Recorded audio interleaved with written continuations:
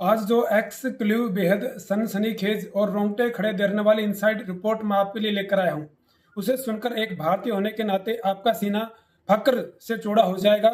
आप अपनी जगह से उछल पड़ेंगे और कह उठेंगे कि वह इसे कहते हैं नए भारतीय कूटनीति का असली सच और सबसे घातक मास्टर स्ट्रोक। तो दोस्तों, इससे पहले मैं आपको पूरी जानकारी दूं, आप मेरे चैनल को सब्सक्राइब कर लें और एक लाइक भी करें और कमेंट में जय हिंद जरूर लिखें।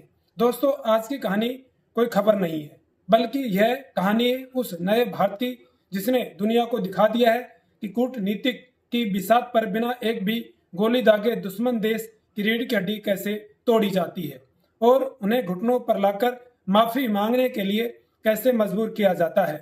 कल तक हमारे ही पड़ोस में बैठे बांग्लादेश और वहां के कुछ बेलगाम उपद्रवियों और तस्करों को यह गलतफहमी थी कि भारत की सरहदों पर अपनी सुरक्षा के लिए लगाए गए कटीले तार शायद उनके लिए कोई बच्चों का खिलौना है। उन्हें लगता था कि रात के अंधेरे में जब मन किया पलाश उठाया और तारों को काट दिया, जब मन किया कटीली बाड़ को उखाड़ फेंका, भारत के अंदर मवेशियों की तस्करी कर ली, जाली नोट फेंक दिए और रातों रात हमारी सरहद पार करके वापस अपने बिलों में छुप गए। उन्हें लगता था कि भारत के जवान तो मानव अधिकारों की दुहाई देने वाली अंतर्राष्ट्रीय दबाव में बंधे हैं, वह क्या कर लेंगे। आपको याद होगा, भारत में हर बार बड़ा दिल दिखाया है। जरा इतिहास के पन्नों को पलट कर देखिए। 1971 में जिस देश के वजूद को बचाने के लिए हमारी भारतीय सेना ने अपना खून बहाया, दिन रात एक कर दिया, जिस अवाम को पाकिस्तानी सेना के जुल्मों से आजाद करवाने के लिए भारत ने दोनों की सबसे बड़ी महाशक्ति अमेरिका तक की भी परवाह नहीं की। हमने हमेशा एक बड़े भाई की तरह बांग्लादेश का साथ दिया और धैर्य के साथ काम किया। हमने हर बार बातचीत का रास्ता चुना। हमने डिप्लोमेटिक टेबल पर बैठकर मसले सुलझाने की कोशिश की। दिल्ली को लगा कि शायद पड़ोसियों का कल आ जाएगी, लेकिन यह सीमावर्ती इलाकों की कोई छोटी मोटी गलतफहमी होगी या कुछ भटके हुए असामाजिक तत्वों का काम होगा, यह सोचकर भारत ने अभी तक बांग्लादेश के ऊपर ज्यादा प्रेशर नहीं बनाया था।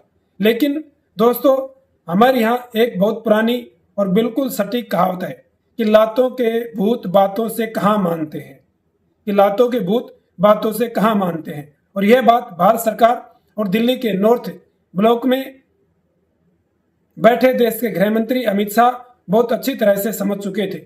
उन्हें एहसास हो गया था कि भारत की शराफत और दरियादिली को सरहद पार के लोग हमारी कमजोरी समझने की भयंकर भूल कर रहे हैं। उन्हें लगने लगा था कि दिल्ली सिर्फ कड़े शब्दों वाला एक डोजियर थमा देंगे और एक बयान जारी करेंगे, इससे ज्यादा भारत कुछ नहीं करेगा। वह इसी तरह हमारी सीमाओं को छलनी करते रहेंगे। लेकिन वह यह भूल गए कि यह 1990 वाला नहीं, बल्कि आज का नया भारत है, जो सहायता नहीं चाहता बल्कि सीधा वार करता है। देश के गृह मंत्री अमित शाह को अच्छी तरह पता था कि अब पुरानी सुस्त कूटनीति वाली भाषा काम आने वाली नहीं है। अब बार बार चेतावनी देने का वक्त खत्म हो चुका था। अब कुछ ऐसा करना था कि सरहद पार बैठे इन घुसपैठियों, तस्करों और उनको पालने वाले आकाओं को कानून की और नए भारत की असली ताकत समझ में आए। एक ऐसा प्रहार जिसकी चोट उनके शरीर पर नहीं, बल्कि सीधे उनकी जड़ों, उनके बैंक खातों पर लगे। और फिर अमित शाह ने अपनी उस चाणक्य नीति का इस्तेमाल करते हुए एक ऐसा साइलेंट हंटर चलाया जिसकी गूंज से बांग्लादेश के सत्ता के गलियारों में ऐसा त्राहिमाम मचा हुआ है जिसकी कल्पना उन्होंने अपने सबसे बुरे सपने में भी नहीं की थी। दोस्तों, जरा सोचिए, भारत के इस एक कड़े और रणनीतिक फैसले ने पूरी सीमा पार की सुरक्षा व्यवस्था और वहां के सियासी नेतृत्व को कितने गहरे खौफ में डाल दिया है। जो बांग्लादेश कल तक खुद को दक्षिण एशिया की एक उभरती हुई आर्थिक ताकत समझ रहा था, यानी कि वो ये समझ रहा था कि अब तो मैं ही हूं एशिया में, मेरा सब बढ़कर कोई नहीं है, हमारी सरहदों पर लगातार की गई पाबंदी का विरोध कर रहा था। आज वही ढाका, वही बांग्लादेश नई दिल्ली की फौलादी घेरीबंदी के सामने पूरी तरह भिग्गी बिल्ली बना हुआ है। कल तक जो हमें आंखें दिखा रहा था, आज वो हमारे बीएसएफ जवानों के सामने मिन्नतें कर रहा है, हाथ जोड़ के गिड़गिड़ा रहा है। अंतर्राष्ट्रीय कूटनीतिक मंचों पर जाकर पुरानी दोस्ती और 1971 की दुहाई दे रहा है। अब आप सोच रहे होंगे कि आखिर अमित शाह ने ऐसा क्या कर दिया। ऐसा कौन सा मास्टर प्लान लागू कर दिया जिससे बांग्लादेश घुटनों पर आ गया? हमने सेना भी नहीं भेजी, कोई फाइटर जेट भी नहीं उड़ाए, फिर भी पूरे बांग्लादेश में हमने हाहाकार मचा दिया। तो दोस्तों, नॉर्थ ब्लॉक के बंद कमरों से छनकर बाहर आई है पूरी इनसाइड स्टोरी, जरा ध्यान से सुनिए।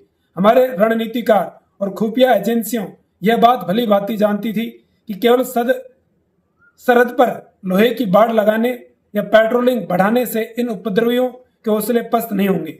दुश्मन की नब्ज को दबाना जरूरी था, जो सीधे उनके दिल तक जाती है, और वह नब्ज है उनकी अर्थव्यवस्था। आपको जानकर हैरानी होगी कि बांग्लादेश की इकोनॉमी की पूरी तरह से भारत के रहमो करम पर चलती है। उनके उद्योग, उनकी टेक्सटाइल इंडस्ट्री, जो उनकी अर्थव्यवस्था की जो रीढ़ है, वो पूरी तरह से भारत पर टिकी हुई है, जिसकी वजह से बांग्लादेश पूरी दुनिया में कपड़े एक्सपोर्ट करता है। वहाँ की भारी मशीनरी, पेट्रोलियम उत्पाद, कपास, धागा और यहाँ तक कि उनके कारखानों को चलाने वाली बिजली का एक बहुत बड़ा हिस्सा भारत से होकर जाता है। गृह मंत्री अमित शाह ने इसी निर्भरता को अपना सबसे बड़ा और अचूक हथियार बनाया। उन्होंने डंके की चोट पर कहा और निर्देश दिया कि बांग्लादेश को भारत से जाने वाली हर जरूरी सप्लाई, कच्चे माल और बिजली तुरंत प्रभाव से 50% टैक्स लगा दिया जाए। सीधा 50% टैक्स का खर्च हम अपनी देश की इकोनॉमी पर, हमारे बॉर्डर पर खर्च करेंगे। जैसे ही यह फरमान दिल्ली से बांग्लादेश पहुंचा तो उनकी अर्थव्यवस्था ताश की पत्तों की तरह भर भरा कर गिरने लगी। रातों रात बांग्लादेशी कंपनियों के लिए भारत से कच्चा माल खरीदना उनकी हैसियत से बाहर हो गया। बांग्लादेश की जो कपड़ा मिलें दुनिया भर में अपने सस्ते कपड़ों के लिए जानी जाती थी, वह कच्चे कपास की कमी से पूरी तरह ठप होने की कगार पर आ गई।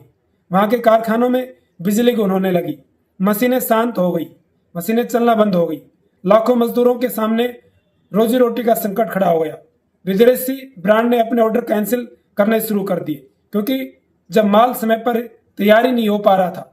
और इस 50% टैक्स वाले आर्थिक प्रहार का असर इतना भयानक और तेज था कि इसके डैमेज कंट्रोल के लिए बांग्लादेश के भीतर आनन फानन में एक आपातकालीन संसद सत्र तक बुलाना पड़ गया।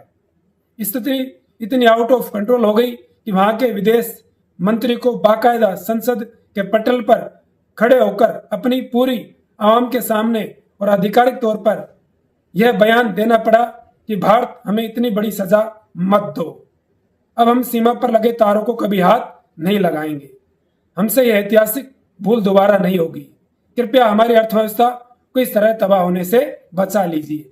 ये बांग्लादेश का कहना था। पहले तो ऊंची ऊंची हवा में उड़ रहा था, लेकिन जब हमने प्रहार किया, हमने जब 50% का टैक्स लगाया, तो पूरा का पूरा बांग्लादेश तबाही के कगार पर आकर खड़ा हो गया। लेकिन रुकिए, आज का यह नया भारत किसी खोखले वादों के घड़ियाली आंसू या डिप्लोमेटिक छलाव में बिल्कुल आने वाला नहीं था। दिल्ली ने इस बार स्पष्ट कह दिया था कि अपनी राष्ट्रीय सुरक्षा प्राथमिकताओं से हमें 1 इंच भी पीछे हटने के मूड में नहीं है। भारत का संदेश बिल्कुल स्पष्ट है, जब तक हमारी सीमाओं पर फेंसिंग का काम 100% पूरा नहीं हो जाता और जब तक घुसपैठ का आंकड़ा बिल्कुल 0 नहीं हो जाता, तब तक बांग्लादेश को भारत से मिलने वाली हर छोटी बड़ी चीज के लिए 2 से 3 गुना ज्यादा कीमत चुकानी ही पड़ेगी।